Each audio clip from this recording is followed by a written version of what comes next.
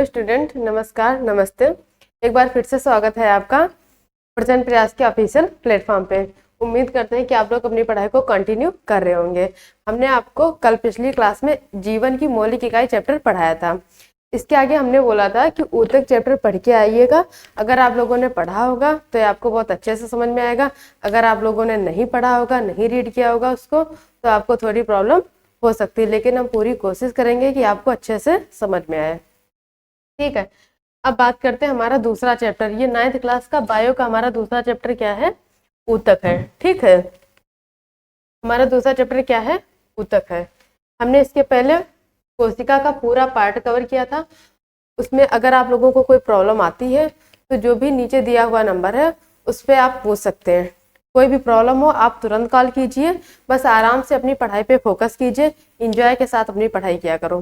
ठीक है, अब हम लोग आइए दूसरा चैप्टर, अब हम ऊतक शुरू करते हैं। ठीक है, सबसे पहले बात करते हैं कि ऊतक शब्द कहाँ से लिया गया है।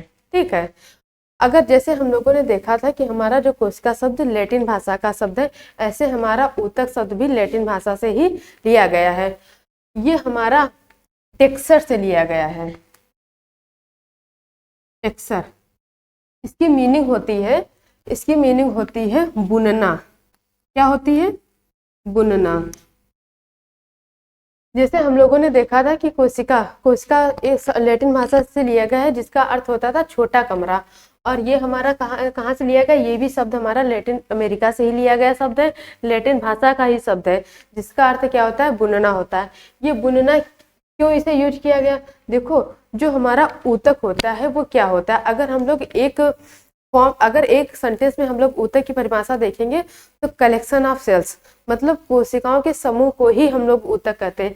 जब ढेर सारी कोशिकाएं आपस में जुड़ती हैं तो किस चीज का निर्माण करती हैं? ये ऊतक का निर्माण करती हैं। हमने एक दिन आप लोगों को बताया था जब हम लोग फर्स्ट क्लास ले रहे थे कि जो हमारी कोशिकाएं होती हैं ये सबसे पहले मिलकर किस चीज का निर्माण करती है? हमारे टिश्यूज का निर्माण करती हैं। किस चीज का निर्माण करती है? टिश्यूज का निर्माण करती है। फिर जो हमारे टिश्यूज होते हैं ये मिलके किस चीज का निर्माण करते हैं? ऑर्गन का निर्माण करते हैं। किस चीज का निर्माण करते हैं? ऑर्गन का। और जब ये हमारे ऑर्गन मिलते हैं तो ये किस चीज का निर्माण करते हैं? हमारे ऑर्गन सिस्टम का। किस चीज का? ऑर्गन सिस्टम का।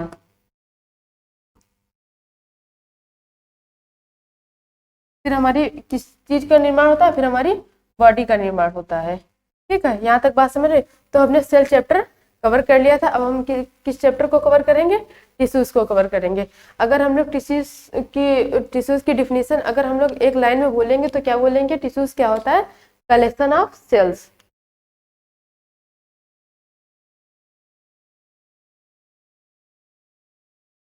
कलेक्शन ऑफ सेल्स मतलब कोशिकाओं के समूह। कोशिकाओं के समूह को हम लोग क्या कहते हैं? टिश्यूज कहते हैं। ठीक है, यहाँ तक बात समझ में आई? इस शब्द का प्रयोग सबसे पहले एक फ्रांसीसी वैज्ञानिक थे, बाइचेट। क्या नाम था? बाइचेट।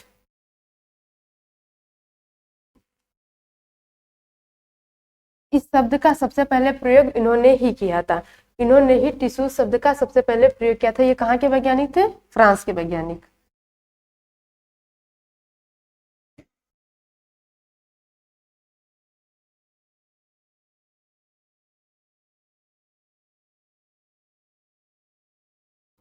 यहाँ पे हम लिख रहे हैं ऊतक शब्द का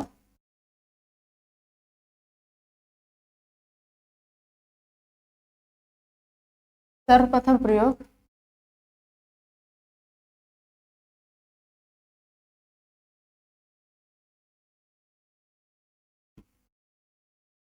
किसने किया था? फ्रांसीसी वैज्ञानिक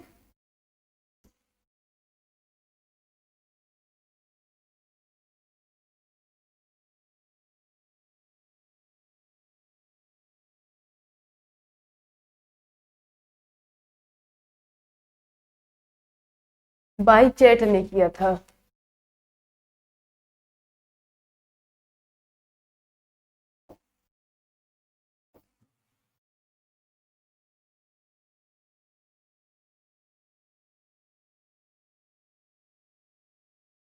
ठीक है, यहाँ तक बात समझ में आई।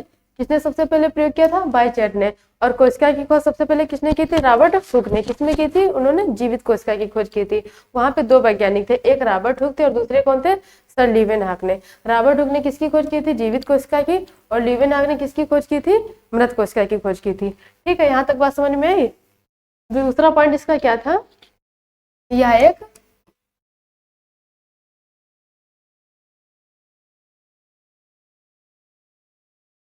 किस लैंग्वेज का शब्द है? लैटिन भाषा का शब्द है।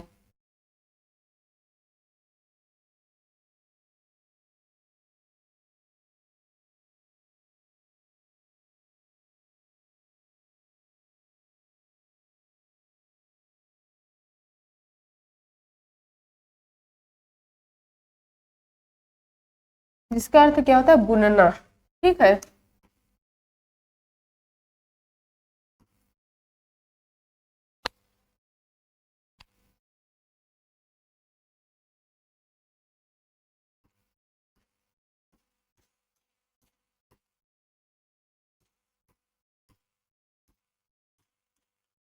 ठीक बात समझ में आई। सबसे पहले किसने यूज किया था? सर बायचैट ने किया था। कहाँ के थे? फ्रांस के वैज्ञानिक थे। और ये हमारा जो टिश्यू शब्द है, ये किस भाषा का शब्द है? लैटिन भाषा का शब्द है। इसका अर्थ क्या होता है? बुनना होता है। ठीक है, यहाँ तक समझ में आया। अब हम आगे बढ़ते हैं। आगे बढ़ते देखिए, हम यहाँ पे एक बार परिभाषा देख लेते हैं। एक समान उत्पत्ति और समान कार्य करने वाली कोशिकाओं के समूह को ऊतक कहते हैं। मतलब इसकी मीनिंग क्या है? जैसे अगर हमारे जैसे ऊतक अगर ब्लड के हैं, मतलब रक्त के हैं, कुछ हमारे ऊतक कहाँ पे होंगे? हाथ पे होंगे। तो मतलब ये जो हमारा हाथ है, ये जितनी भी कोशिकाओं से बना होगा, ये काम तो एक ही करेगा। मतलब एक समान कार्य करते हैं। और समान उत्पत्ति मतलब हमारे हाथों की ऊतकों की उत्पत्ति सारे समान होगी और हमारे पैरों की उत्पत्ति उनकी समान होगी। मतलब ये ऊतक क्या करते हैं? ये हमारा समान कार्य करते हैं। मतलब जैसे हाथ के ऊतक सेम कार्य करेंगे, पैर के ऊतक सेम कार्य करेंगे, जितने भी ऊतक होंगे ये समान कार्य करेंगे।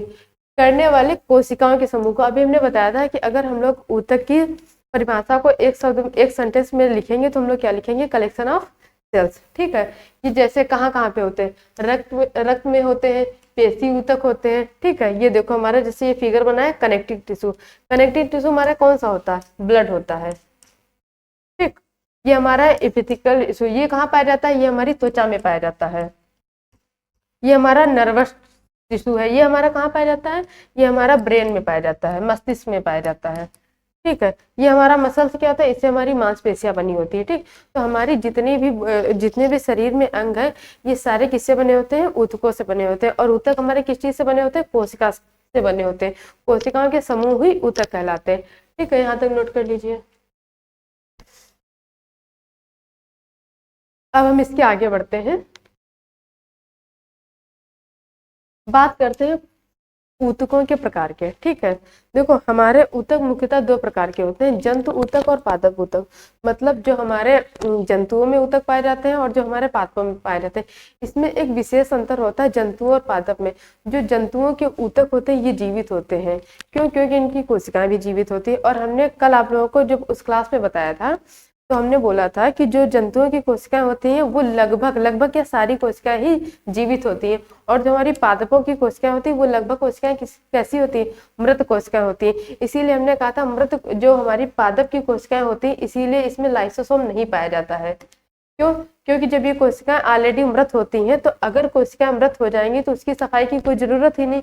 और हमारे जंतुओं में लाइसोसोम पाया जाता है, जंतु ऊतकों में लाइसोसोम पाया जाता है। क्यों? क्योंकि अगर हमारी कोशिकाएं मृत हो जाती हैं तो इनकी सफाई के लिए कौन सा कोशिकांग हमारा कार्य करता है? लाइसोसोम कार्य करता है। ठीक है, अब बात यहाँ तक समझ में आई। और हमारे जो जंतुओं के जो ऊतक होते हैं वो छोटे छोटे होते हैं।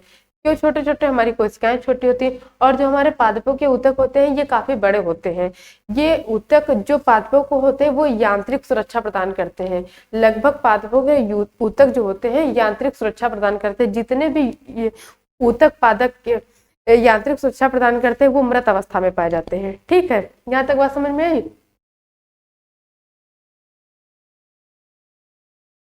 इसमें हम लोग एक पॉइंट लिख लेंगे,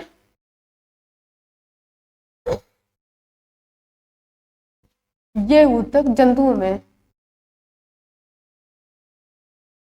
प्रायः जीवित अवस्था में होते हैं।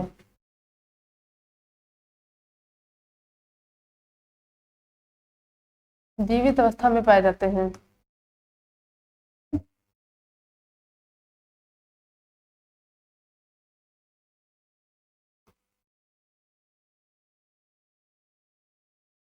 और ये ऊतक काफी छोटे होते हैं। जंतुओं के ऊतक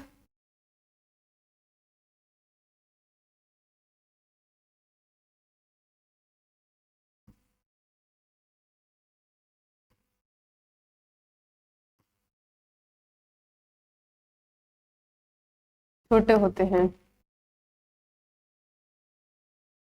ठीक है। और अगर हम लोग पादप की बात करें तो पादपों में अधिकांश मतलब सारे ऊतक मृत नहीं होते, क्योंकि जो हमारे तने में ऊतक पाए जाते हैं वो जीवित अवस्था में होते हैं। क्योंकि वो लगातार बढ़ते रहते हैं। जो हमारी पत्तियों में ऊतक पाए जाते हैं वो भी जीवित अवस्था में पाए जाते हैं, लेकिन जो मैक्सिमम पार्ट होता है पादपों का, जो यांत्रिक सुरक्षा प्रदान करता है, उसमें जो ऊतक पाए जाते हैं वो हमारे मृत अवस्था में पाए जाते हैं। इसमें पाए जाने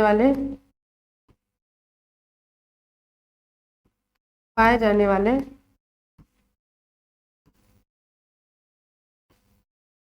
अधिकांश ऊतक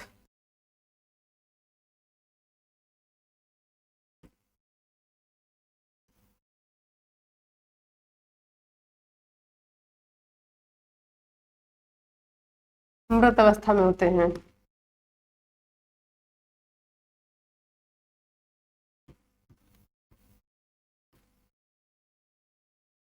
इसीलिए पादपों में लाइसोसोम अनुपस्थित होता है।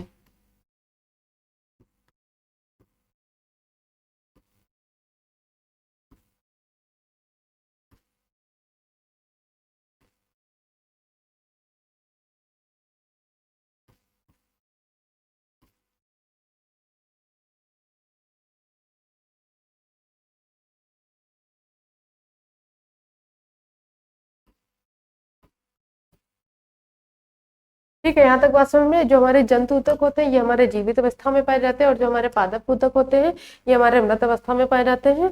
और जो जंतु ऊतक होते हैं वो काफी छोटे होते हैं, और जो हमारे पादप ऊतक होते हैं वो काफी बड़े होते हैं। ठीक है, यहाँ तक नोट कर लीजिए।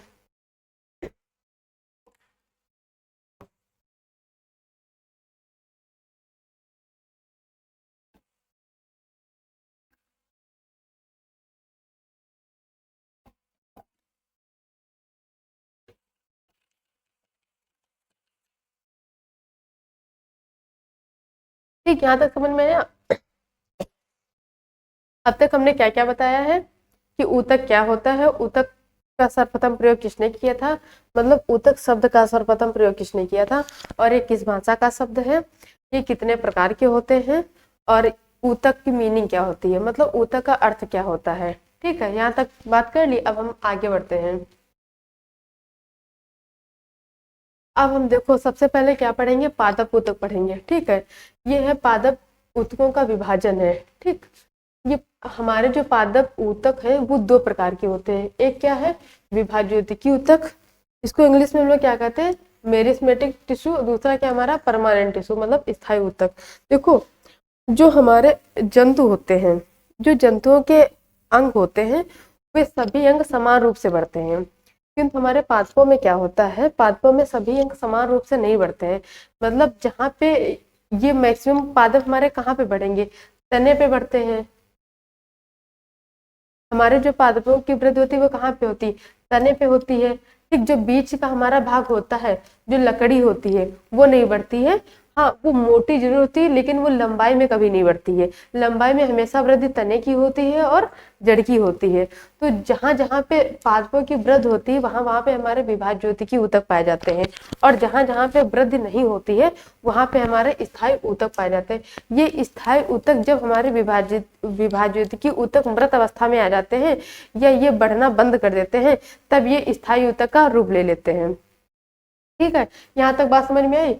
अब हम बात करते हैं, और इसके दो पार्ट कौन कौन से हैं, विभाज्योतिकी ऊतक और दूसरा स्थायी ऊतक, इसको सिर्फ एक सेंटेंस में समझ लीजिए। विभाज्योतिकीय ऊतक वे ऊतक होते हैं जो परमानेंट बढ़ते हैं, मतलब जो वृद्धि करते हैं, और जो स्थायी ऊतक होते हैं ऐसे ऊतक जो वृद्धि नहीं करते हैं। ठीक है, जिनकी वृद्धि रुक जाती है, या तो कुछ टाइम के लिए रुक जाती है या तो हमेशा के लिए रुक जाती है, वो ऐसे ऊतक होते हैं, स्थायी ऊतक होते हैं। ठीक है, अब हम बात करते हैं विभाज्योतिकीय ऊतक भी तीन तीन तरीके के होते हैं। पहला क्या होता है, शीरस विभाज्योतिकीय ऊतक, मतलब ये शीर्षों में पाए जाते हैं, ये तने में पाए जाते हैं और जड़ में पाए जाते हैं, मतलब जहाँ पे लंबाई में वृद्धि होती है वहां पे हमारा क्या पाया जाता है, शीरस विभाज्योतिकीय ऊतक पाया जाता है। दूसरा हमारा पाया जाता है पार्श्व विभाज्योतिकीय ऊतक, मतलब जहाँ पे हमारे पौधों की मोटाई, मतलब मोटाई कहाँ पे बढ़ती है, बीज की जो लकड़ी होती है वहां पे मोटाई बढ़ती है, तो हमारा पार्श्व विभाज्योतिकीय ऊतक कहाँ पे पाया जाएगा, जहाँ पे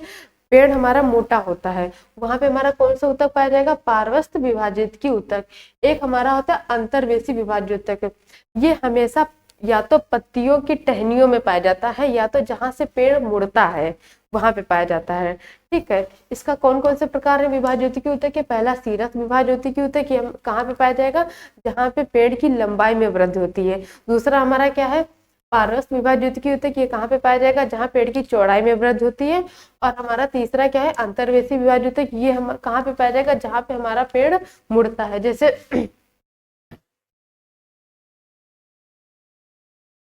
ये हमारा पेड़ है,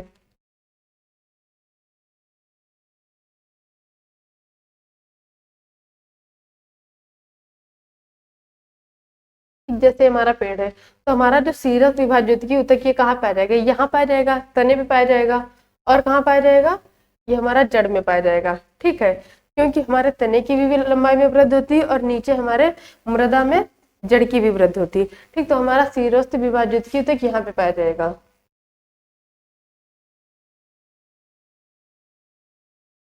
दूसरा हमारा है पारस विभाजित, ये कहाँ पे पाया जाएगा, ये यहाँ पे पाया जाएगा, ये इसके किनारे किनारे, ये इसकी चौड़ाई में वृद्धि करेगा। यहाँ पे हमारा कौन सा पाया जाएगा, पार्श्व विभाजित की ऊतक। तीसरा हमारा कौन सा है, अंतर्वेशी विभाजित की, ये कहाँ पे आ जाएगा, जहां से पेड़ मुड़ता है, मतलब दूसरी डाली जहां से पेड़ की निकलती है वहां पे हमारा पाया जाता है अंतर्वेशी विभाजित ऊतक। ठीक है, ये चीज समझ में आई। ये हमारा हो गया विभाज्योतिकीय ऊतक के प्रकार। कितने प्रकार हैं, तीन प्रकार हैं। इसके बाद हम बात करते हैं स्थायी ऊतक।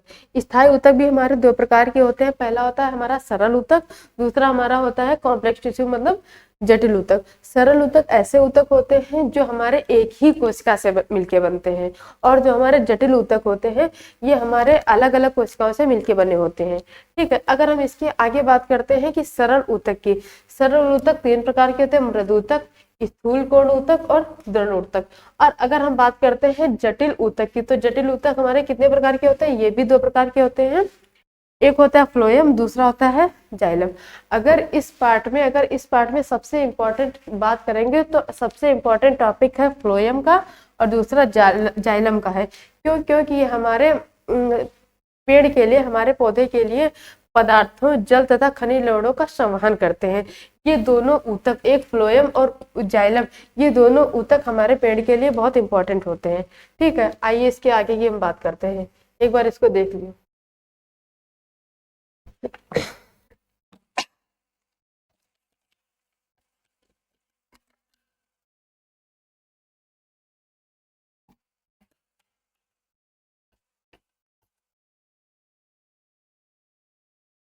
ठीक है, एक बार हम फिर से रिपीट करते हैं। पादप ऊतक कितने प्रकार के होते हैं, दो प्रकार के होते हैं। कौन कौन से होते हैं, विभाज्योतिकीय ऊतक, दूसरा कौन सा प्रकार होता है, परमानेंट टिश्यू, मतलब स्थायी ऊतक। अगर हम लोग विभाज्योतिकीय ऊतक की बात करते हैं तो कितने प्रकार के होते हैं, तीन प्रकार के होते हैं। कौन कौन से, शीरस विभाज्योतिकीय ऊतक, पार्श्व विभाज्योतिकीय ऊतक, तीसरा हमारा अंतर्वेशी विभाज्योतिकीय ऊतक। अगर हम लोग स्थायी ऊतक की बात करते हैं तो ये कितने प्रकार के होते हैं, सरल स्थायी ऊतक और जटिल स्थायी ऊतक। अगर हम लोग जटिल स्थायी ऊतक की बात करेंगे तो कितने प्रकार के होते हैं, दो प्रकार के, जाइलम और फ्लोएम।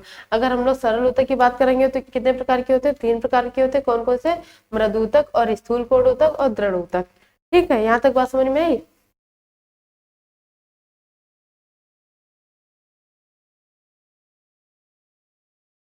अब हम आगे बात करते हैं।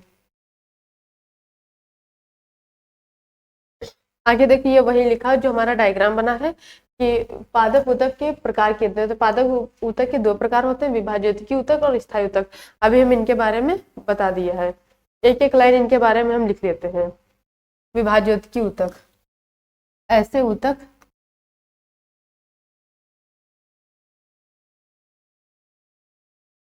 जिनमें वृद्धि होती रहती है।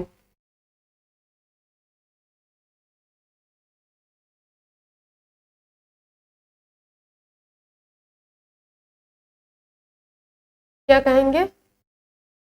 विभाज्योतिकी ऊतक कहलाते हैं।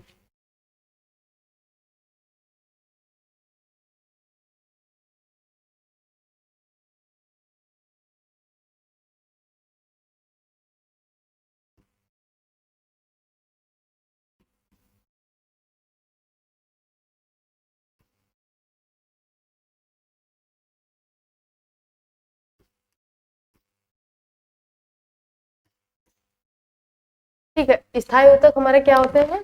ऐसे ऊतक जिनमें वृद्धि या तो कुछ समय के लिए रुक जाती है या तो हमेशा के लिए रुक जाती है, हमारे क्या कहलाएंगे? स्थायी ऊतक कहलाते हैं। ऐसे ऊतक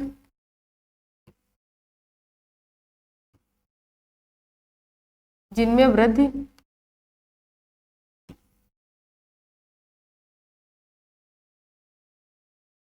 या तो कुछ समय के लिए रुक जाती है या तो कुछ समय के लिए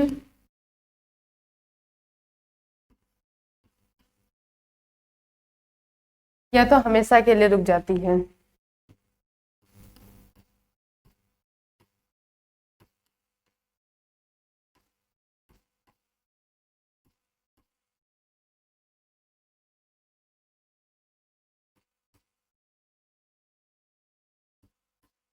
क्या कहलाते हैं? स्थायी ऊतक कहलाते हैं।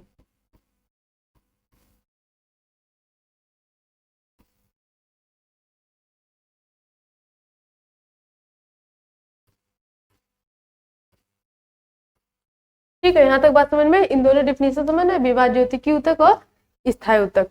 ठीक है, एक बार इसको नोट कर लीजिए।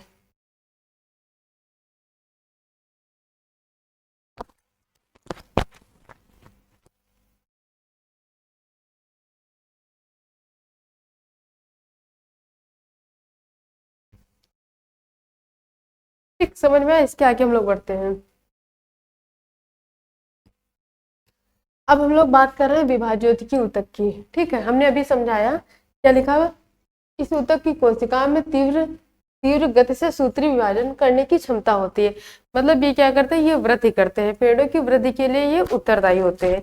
ठीक है, यह ऊतक पौधों की लंबाई तथा मोटाई बढ़ाने हेतु उत्तरदायी होते हैं। यह 3 प्रकार के होते हैं। अभी हमने बताया कि जो हमारा जो विभाज्योतिकी ऊतक है ये किस चीज के लिए? लंबाई तथा मोटाई बढ़ाने के लिए ये उत्तरदायी होते हैं। ठीक है, ये देखो हमारा ये कितने प्रकार के होते हैं? 3 प्रकार के होते हैं, सीरस विभाज्योतिकी ऊतक, पार्श्व विभाज्योतिकी और अंतर्वेशी विभाज्योतिकी ऊतक। अगर हम लोग पेड़ से बात करते हैं तो ये देखिए, ये हमारे क्या है? सीरस विभाज्योतिकी ऊतक। ठीक है, ये क्या है हमारा? सीरस विभाज्योतिकी ऊतक।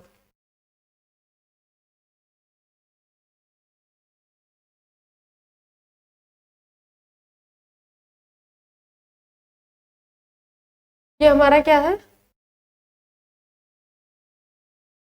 देखो यहाँ पे अगर हम लोग इसकी बात कर रहे हैं तो ये जड़ में नहीं है, ये हमारे इसकी परिधि की बात की जा रही है, लकड़ी की परिधि दिखाई जा रही है। ये हमारा है पार्श्व विभाज्योतिकी ऊतक। और ये हमारा क्या है? अंतर्वेशी विभाज्योतिकी ऊतक।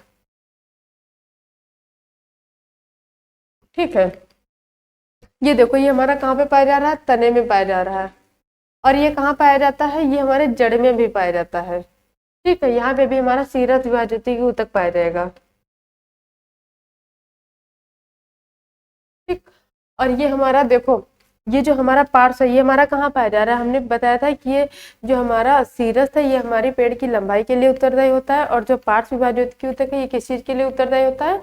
ये हमारे पेड़ की चौड़ाई की वृद्धि के लिए उत्तरदायी होता है। ठीक है, तो ये जो हमारा पार्श्व विभाज्योतिकी ऊतक कहाँ पे पाया जाता है? जो हमारा पेड़ होता है, पेड़ की जो लकड़ी होती है उसकी परत में देखो, इसकी परिधि में ये पाया जाता है, ये यहाँ पे पाया जाएगा पार्श्व विभाज्योतिकी ऊतक इसके अंदर। और जो हमारा अंतर्वेशी होता है, ये जहाँ पे भी पेड़ हमारा मुड़ा होगा, ये देखो यहाँ से दूसरी डाली निकली है, यहाँ पे हमारा क्या पाया जाएगा, यहाँ पे हमारा पाया जाएगा अंतर्वेशी विभाज्योतिकी ऊतक।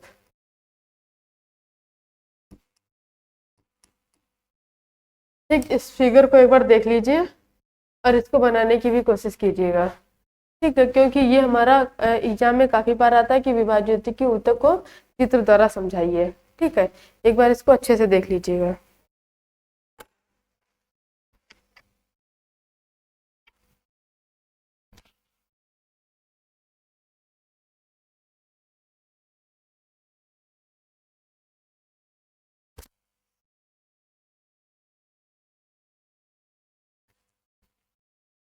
ठीक, यहाँ तक समझ में। अब तक हमने क्या क्या पढ़ा है? अब तक हमने पढ़ा है ऊतक क्या होते हैं, ऊतक शब्द का प्रयोग सबसे पहले किसने किया था।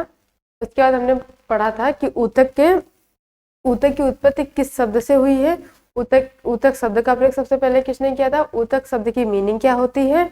और उसके बाद हमने पढ़ा था ऊतक कितने प्रकार के होते हैं। फिर हमने पढ़ा था पादप ऊतक और जंतु ऊतक के बारे में पढ़ा था। फिर उसके हमने बाद पादप ऊतक के पार्ट पढ़े। तो पादप ऊतक का पहला पार्ट हमारा क्या है, विभाज्योतिकी ऊतक। विभाज्योतिकी ऊतक के 3 पार्ट कौन कौन से, सीरत विभाज्योतिकी ऊतक, दूसरा पार्श्व विभाज्योतिकी ऊतक, तीसरा अंतर्वेशी। हमने इसके बारे में पढ़ा। एक लाइन छूट गई है कि ऊतक का अध्ययन क्या कहलाता है।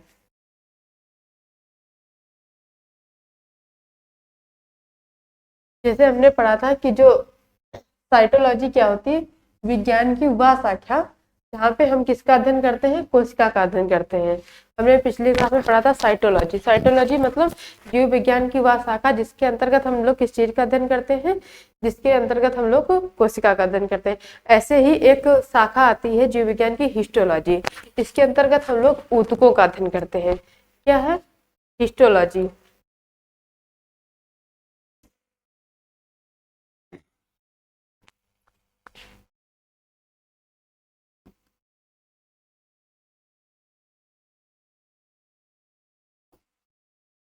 ये क्या है, जीव विज्ञान की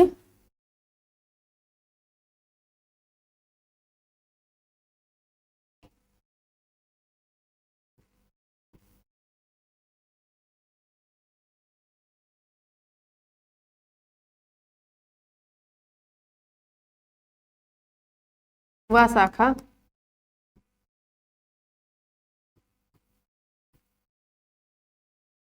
जिसके अंतर्गत हम लोग किस चीज का अध्ययन करते हैं,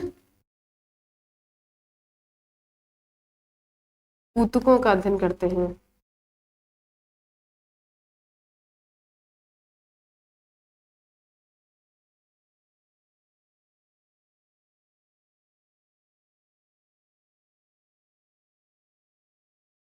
क्या कहलाती है, हिस्टोलॉजी कहलाती है।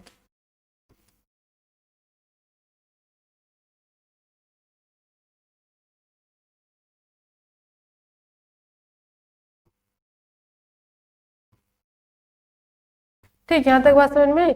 हिस्टोलॉजी क्या होती है, जीव विज्ञान की वह शाखा जिसके अंतर्गत हम लोग ऊतकों का अध्ययन करते हैं। और साइटोलॉजी क्या कहलाती थी, जीव विज्ञान की वह शाखा जिसके अंतर्गत हम लोग क्या करते हैं, कोशिकाओं का अध्ययन करते हैं। देखो जो हमारा पिछले वाला चैप्टर है, आप लोग देख रहे होंगे कि इस चैप्टर से लगातार कनेक्ट हो रहा है। कोई भी साइंस या एसएसटी, ये कुछ भी जितने भी सब्जेक्ट होते हैं, हमेशा अपने पीछे वाले प्रीवियस चैप्टर से हमेशा कनेक्ट होते हैं। ठीक है, इसीलिए जब भी आप लोग कोई नया टॉपिक पढ़ा करो, पीछे वाला टॉपिक जरूर पढ़ के आया करो। ठीक है, तभी समझ में आएगा, अदरवाइज समझ में नहीं आएगा। ठीक, अब हम लोग इसके आगे बढ़ते हैं। देखिए, इसके आगे क्या लिखा है, वही 3 चीजें लिखी हुई, सीरत विभाज्योतिकी ऊतक, पार्श्व विभाज्योतिकी ऊतक और अंतर्वेशी विभाज्योतिकी ऊतक, जिसको हमने अभी बताया था। एक बार हम इनको पढ़ लेते हैं। क्या है, यह ऊतक जड़ों एवं तने के शीर्ष भाग में उपस्थित होता है तथा लंबाई में वृद्धि करता है। देखिए यहाँ पे आप लोगों ने देखा था कि ये शीर्ष विभाज्योतिक ऊतक कहाँ पे उपस्थित होता है, तने। और हमने अभी आप लोगों को क्या बताया था, यह कहाँ पे उपस्थित होता है, जड़ में भी उपस्थित होता है। और ये किस चीज के लिए उत्तरदायी होता है, ये हमारे पेड़ की लंबाई के लिए उत्तरदायी होता है। ठीक है, यहाँ तक समझ में आया। दूसरा हमारा क्या है, पार्श्व विभाज्योतिक ऊतक। या ऊतक जड़ एवं तने के पार्श्व भाग में होता है। पार्श्व भाग मतलब चौड़ाई वाली भाग में, यहाँ पे ये हमारा पार्श्व भाग होता है, ये जो पार्ट होता है।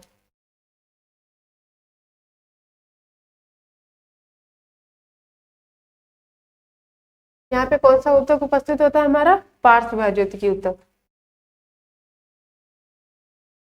ठीक, यहाँ पे भी आप लोग एक बार देख लीजिए, ये हमारे क्या इसके पार्श्व भाग में, इसके मतलब इसके आधार पे, तने के आधार पे उपस्थित है। ठीक है, तो इसमें क्या लिखा है? यह ऊतक जड़ एवं तने के पार्श्व भाग में उपस्थित है। इसमें संवहन ऊतक बनते हैं जो संवहन का कार्य करते हैं। मतलब इसमें संवहन ऊतक कौन कौन से हमने अभी बताया था कि संवहन ऊतक का कार्य कौन कौन करता है? जाइलम और फ्लोएम। तो जो हमारा जाइलम होता है ये हमारे पेड़ पौधे में जल एवं खनिज लवण का संवहन करता है, और जो हमारा फ्लोएम होता है ये हमारी पत्तियों में उपस्थित होता है, और जो पत्तियां हमारी भोजन बनाती हैं उसको पूरे पौधों में पहुंचाता है। ठीक है, तो ये ऊतक हमारे जो जाइलम और फ्लोएम है ये कहाँ पे उपस्थित होते हैं? ये हमारे पार्श्व भाज्योतिकी ऊतक में उपस्थित होते हैं। ठीक है, यहाँ तक बात समझ में आई? ठीक है, एवं संवहन के कारण तने की चौड़ाई में वृद्धि होता है। ठीक है, ये हमने अभी पॉइंट बताया कि इसमें कौन से ऊतक उपस्थित होते हैं? संवहनी ऊतक उपस्थित होते हैं। और हमारे संवहन वाले ऊतक कौन कौन से होते हैं? दो होते हैं, जाइलम और फ्लोएम। ठीक है, यहाँ तक समझ में आया?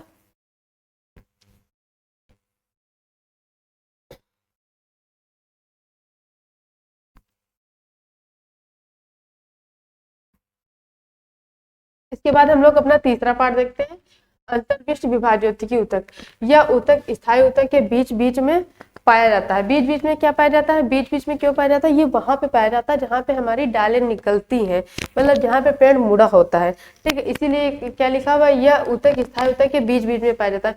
ये पत्तियों के आधार में टहनी के मुड़ने के स्थान पर पाया जाता है, मतलब जहाँ पे जो हमारी टहनी मुड़ती है, ठीक है, जहाँ से ये डालें निकलती है, यहाँ पे हमारे कौन से ऊतक पाए जाते हैं? अंतर्विष्ट विभाज्योतिकी ऊतक पाए जाते हैं। ठीक है,